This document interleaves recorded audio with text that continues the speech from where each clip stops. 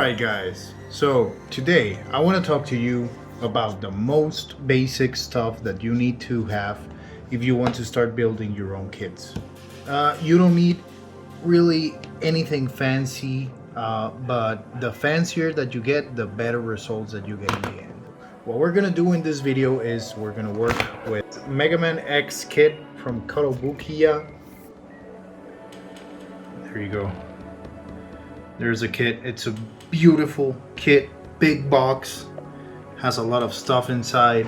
If you want to start building kits, there are a few basic but necessary stuff that you need. Of course, they have started with things like entry grades that you don't need nippers for them, but I do recommend. So what we're gonna do today is I'm going to show you how to build something. We're going to build the head of this Mega Man X kit. So the first thing that you're going to need if you want to start building, of course, is a kit. In this case, we're going to build the Mega Man kit. Your kit will come with a manual, and this manual is completely in Japanese because it came from Japan. But if you buy them in America, most likely you'll get them in English.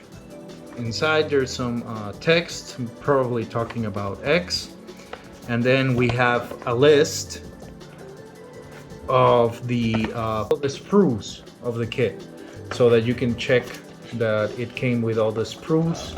And then you have the instructions. Here, for example, you can see that they are some parts of the manual are in English, right? So those are special instructions. Really, these images are self-explanatory. So you're just going to follow whatever they're telling you to do here. For example, this one says L12. So the sprues come in these little neat boxes, right? So we're gonna look for the one that says L. You also get some special pieces. These are clear pieces that go on the hand cannon and stuff, and this is L. Okay, so the sprue will have the letter L. Let me take it out. You have the sprue and it has the letter L. Each piece has a number: 1, 2, 3, 4. We go back to our manual. We're going to do the head of this kit. So if we go here, it says L12. So we go to the sprue and we look for L12. L12. Easy enough. This is something that you are going to need. These are really not really good quality sprue cutters, but really your sprue cutter doesn't matter as much as whatever you're going to use to cut the gate of the piece itself. Let me explain. This piece is connected in 3 different parts to the plastic mold. Separated, we're going to go, what I like to do is I like to go to the side of the gate and just take a big chunk. Oh, that was not good. A big old chunk. If you cut it incorrectly, like this piece that flew off, you'll see that it leaves a mark, a stress mark on the plastic, and you don't want that. That's why you need the sanding sticks, which we'll get into. After you have your piece, god damn it's focused, outside of the sprue, you're gonna want to cut the gates. If you're going to spend money at the beginning of the hobby and you want to get the best tool for beginners, I recommend getting a single edged nipper. This one is about $30 something, maybe 40 you can get it, but it's probably the best tool, and I use it for every kit. It's an awesome tool. I really recommend that you have it. For example, here that we messed up the plastic, look what it does. See? it cleaned it out. Focus. It cleaned it out completely. Now there's just a little mark there, which is going to be very easy to sand off. Next piece.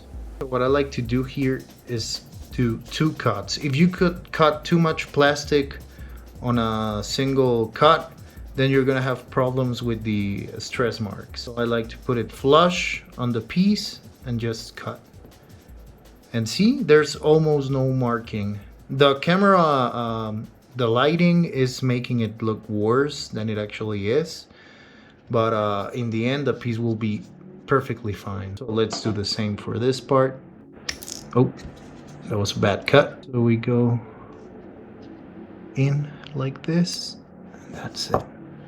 Perfect. You can do the same by using this, but the thing is the difference between the double sided nippers like this one, which is kind of dirty. You can always clean them up with a toothbrush. This one, as you can see, it has both sides have an edge. All right, and what that means is that it's going to pinch the plastic. So if it pinches the plastic, look what it does. It's going to leave a lot of stress marks, and it's going to leave the piece looking wobbly, lopsided, and it's not good. It's not good to use sprue cutters to cut your pieces, because they're going to leave a big mark, and it's going to be really hard to get it off. It's going to take a long while because it's very deep. You messed up the plastic by pinching it, basically. Like when plastic gets hot, it tends to do strange things, like get markings. That's the problem when you use sprue cutters. This is really not a necessary tool. I mean, I'm gonna show you what you can do to make do with whatever you have. For example, this is a designer knife from Tamiya, and it's a very tiny knife. And what you can do with this is you can go to any part, you can go in with this and just do a little scrapey with it, trying to keep it level. And that helps it a lot.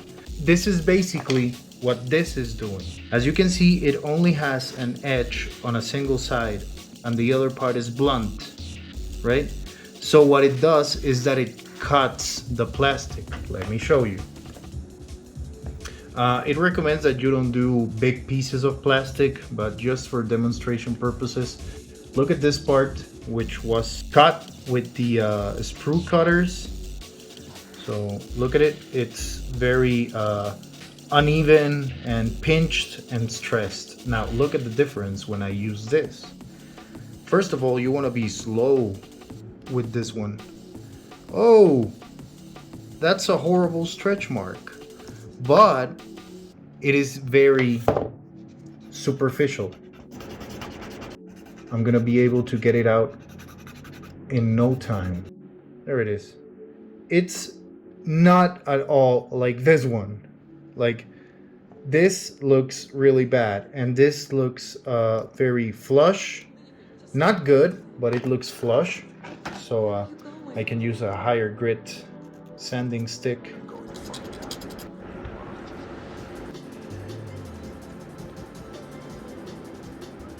See, it looks much better now.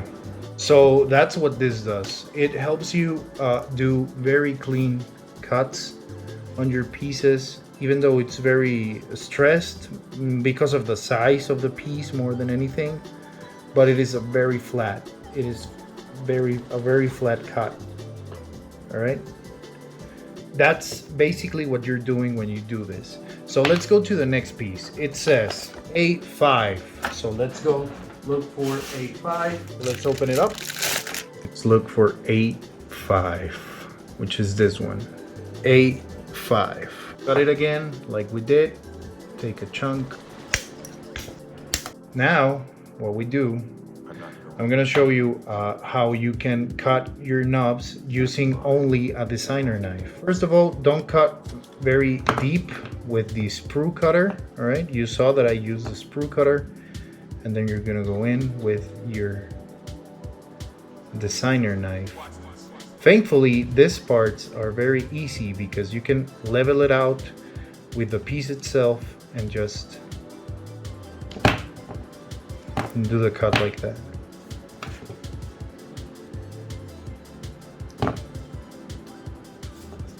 And the piece is maintained very well. Of course, you're gonna have to sand it down a little, but the piece is very well maintained.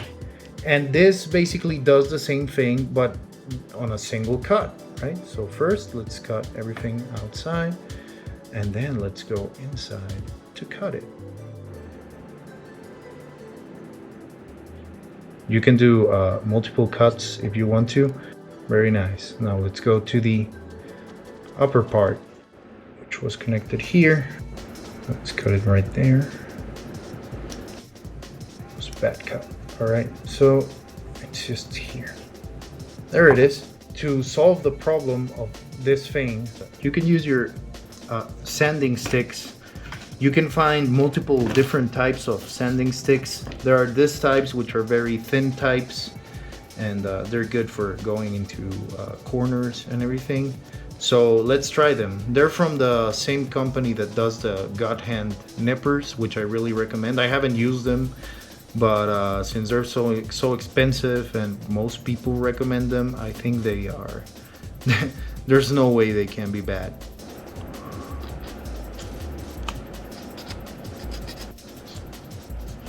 All right, and next, this part, which is one of the better ones, which I did with the designer knife. This part isn't going to show, so we have no problem with that. Give it a clean with a brush. This isn't necessary. You can just blow on it with your mouth. Then I have some sanding stick sponges that are higher grit. Like for example, this is a 4000. And this is to polish the piece. Once you've taken most of the white part out, you can start using a polishing sanding solution like this sponges, and they work perfectly fine. Let's continue. It said in the manual, it will tell you what parts to connect to what other parts. So we have L12, it is like this, and we have A5, and it is like that on the image. So let's connect them. Yeah, there it is. The piece is connected. Then let's go to the next part. It says A8 and J2. We have L2 here, and we have A. I have another set of nippers here. These are Bandai entry nippers. See, they're not that bad, but they're way too small. I prefer these big ones because of my big hands. And let's go in with the nippers. Cut it like that.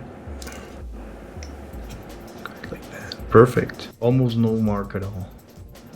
First cut, second cut. And finally, this one here. This I do recommend. They're also from the entry grade. These are great starter sanding sticks. They're hard and they're gentle with the plastic. The red one, the one that has the red line, is the most coarse one. To the other side. This is looking very good. Now we need to find J. Yeah, we're gonna have to use one of the clear parts here. Let me open them up. All right, here's J, and it says J2, so it's gonna be this one. Usage of tweezers recommended. Clear pieces, it is not recommended that you use single nippers. I do recommend being very careful with your clear pieces. They are, oh, look at that, I fucked it up. They are of a much harder plastic than normal. So that's why you have to be careful with them. So I am going to use my single bladed nippers, I don't care. Now the thing about clear pieces is that when you sand them down, you gotta be careful not to heat any of the parts that are going to show. You actually do not need to sand them down. Oh, okay, I see what they're doing here. So that's why they recommend tweezers. Man, this is gonna be kind of hard. Fuck. Fuck. Fuck. Fuck. Yep. Welcome to hell. Ah. It worked better without the tweezers. Clear red piece right there. That looks very nice. I already have a mess here. I recommend that if you're just starting out with the hobby, you get single bladed nippers. This is going to make the difference. But if you want to get more things, then I recommend getting a glass file. This is the Racer Origin. This is a very fine tool for your kits, and it's going to help you a lot. A hell of a lot. This also makes a difference, but the problem with this thing is that it is as expensive as this one. If you can find it, I got mine from HobbyLink Japan. It was about $25, about $30, and this is the same. This is about $30, and this is a very good single bladed nipper. I really recommend this one, especially for the price. If you want to go higher, the higher you go, the better it'll be. Like for example, a God Hand and SPN 120, I think it is. I'll put an image here. It's going to be the best one, but getting them, and they're expensive. And if you have money to spare and you know that you're going to like the hobby, then I recommend getting one of these. They recommend that you also use, I also bought them because they are actually very cheap, that you use the balancers. The balancers are a gloss polisher. So they make anything that you use it on, they are gonna make it, let me open it up. Ooh. The older one that I have it right here. It's very used, but it is awesome. It really works exactly as intended. Let me show you right here with this part right here on the edge. First you go with the green part, right? And this part is the one that gives the gloss finish. But first you go with this part. This is a little more coarse, and it's just like polishing, sanding. So it does the last of the sanding. It is very fine when compared to the other sticks. So you can see that it's white there, and I'm gonna go with the white part. You can hear it doing something to the plastic, and look at that. It's gonna make it so goddamn glossy. Look at that. It's like I put a coat. Oh, it's like I put a coat of gloss on it compared to the other side. That's how it glows with the light. And look at this. That's a huge difference. And just by using a little bit of this, the other one lasted me a while. If you're going to gloss coat it after, this is a great way to start, you know, to give a finish to other parts that are already gloss coated or that you're going to gloss coat. This is going to help you. I really like this part just for the finishing touches that you can give to any piece of the kit, and it doesn't make it gloss. It's like a little sanding stick. What I want to show you is how this works. It says that we're going to need a piece L9. So let's look for it. It's right here. L9. So let's cut it out.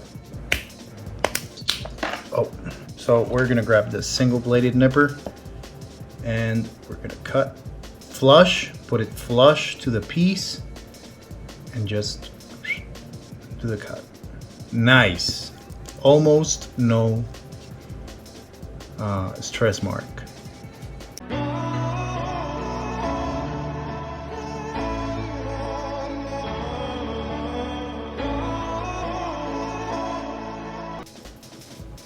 Perfect. Usually rounded parts Ooh, that actually came out pretty nice. Round parts like, god damn it, focus. Like this one give some trouble, but this one came out pretty nice. It says here in the manual, the parts usually when they have numbers that aren't related to the pieces that you're supposed to take out, they are referring to the order. So it says first we're going to connect it to this part, and it says also to be mindful of what the fuck. I think no, I didn't mess it up. Yeah, it's supposed to have that. Okay, so it has this little lip down there, so it's supposed to go that way. See there? So we're gonna grab this piece, just connect it like it says that it should be connected. Ooh, there it is. That's as far as it will go. See that? Looks nice. The second step of the process is to connect it to the front part, close off the helmet. That's supposedly what should happen. Kind of finicky. Always try to use as little pressure as possible. Since I'm going to be separating these parts when I paint them, I want to be careful with that. So it says now we need piece C9 and C10. With that piece, I'm going to show you how that works. So let's look for C9 and C10. C9 and C10, we have them right here, and they are sky blue parts. It's a different color from this plastic. Kotobukiya kits have really good color separation. They are more on the intermediate side. They're not really that beginner friendly. They have sharp edges and stuff. It's good for a teenager that already knows a little what they're doing, but usually they are very easy, straightforward things to build. As you can see, this part has the gate is connected to the inside so that the stress mark doesn't show, like so. Ooh. When you get those kinds of like little hairs of plastic, you can go in with your knife.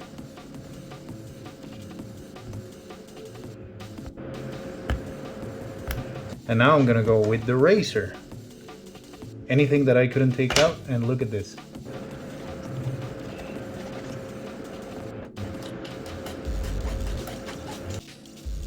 See that? Perfect. Then I go in with the green part of the balancer. Now it's beautifully perfect. Next, let's continue on clipping these parts off.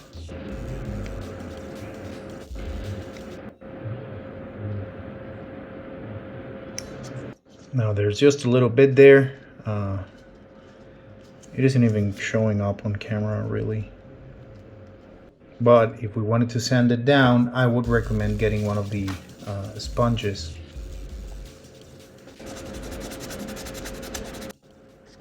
There we go. That looks pretty good. This was C9. Let's look at the picture. Here's the piece. So it says it goes on the right side, which is my left. So it goes here. Oh yeah, like this. Oh, look at that. That's nice. That looks very cool. Let's do the same thing with the other piece, and I'll be right back. All right, there we go. Look at that. I love the Mega Man designs. They're some of my favorite designs. They're Mega Man X specifically, because Mega Man, I like it, but it's very classic Astro Boy type of style. Now, as I told you before, these parts are pointy and sharp. They're very innocuous, as long as you don't draw it to someone, or you're not gonna puncture yourself with this. But Bandai tends to put some kinds of gates near sharp parts so that children don't get hurt. With the next part, which is C11 and J3. It says to be careful here with the shape we're gonna see once we get it out. Cut flush. Cut flush. And cut flush. So we got some stress marks right there. So we're gonna go with the razor. Where's my razor? All right, that looks good. Let's go to the other side. The other side has a worse one right there.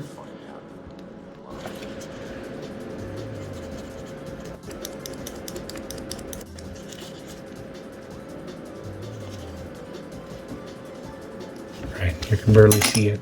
Go in with this.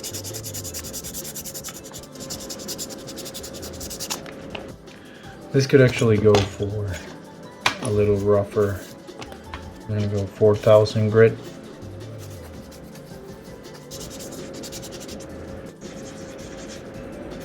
Yeah, I can still see the stress mark, but it's very little and it's very it doesn't have any surface, any texture on the surface. So when we paint it, it's going to basically disappear completely. Here's the helmet, and we are going to put it.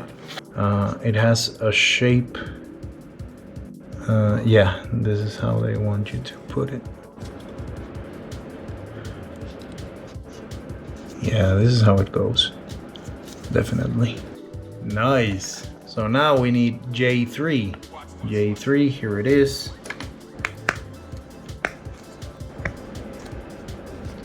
Beautiful. That came out nice. So now let's grab our single-sided nippers. Gotta do it in front of the camera. Ooh, that's nice. Almost no marking at all.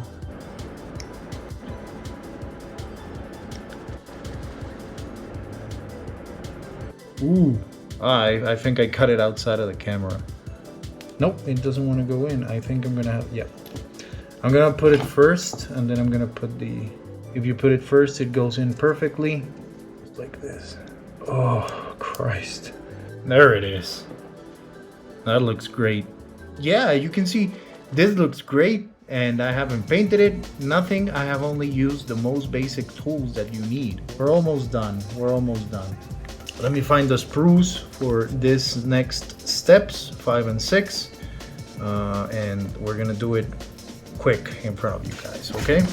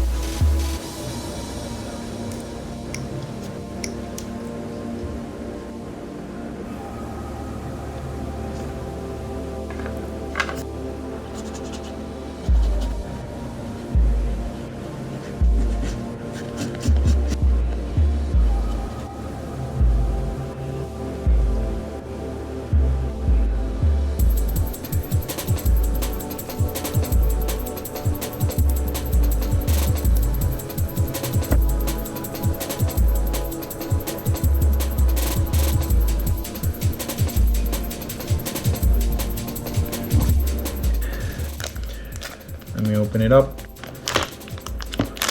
Get this out.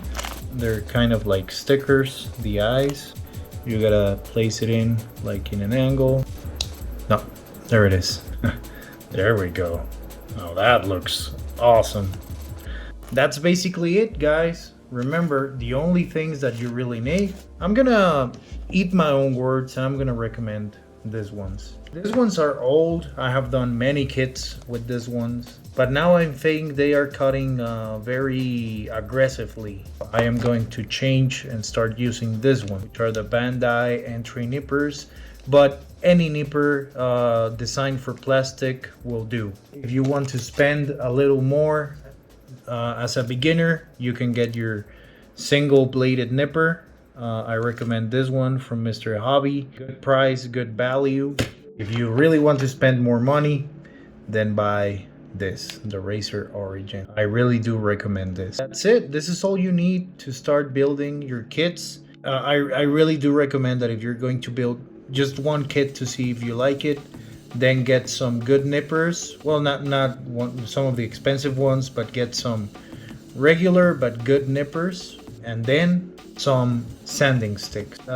You can use any type of sanding sticks. You know, when you go to Walmart and they sell the sanding sticks like the ones that I have here, which are for nails, you can use those if you want to. Of course, they're not as precise when it comes to the grit. I also have some AK ones. These were really good, but as you can see, they are very used. I wouldn't use them now because they're very used, and even if I try to clean them out, you know, the sandpaper is gone. It's always a good idea to have a knife. It has multiple uses. You can use this instead of using a single bladed nipper. It is basically the same concept. You're using an edge to cut like butter or like a steak your plastic. In the end, you don't have anything. Like, there's a stress mark right there. I don't know if you can see it, but it won't show because it's flat. And that's why you need something that is single bladed, so that anything that you cut, your knobs, your gates, they end up being flat. So let me take some pictures of this guy, and I hope that you guys have a great one.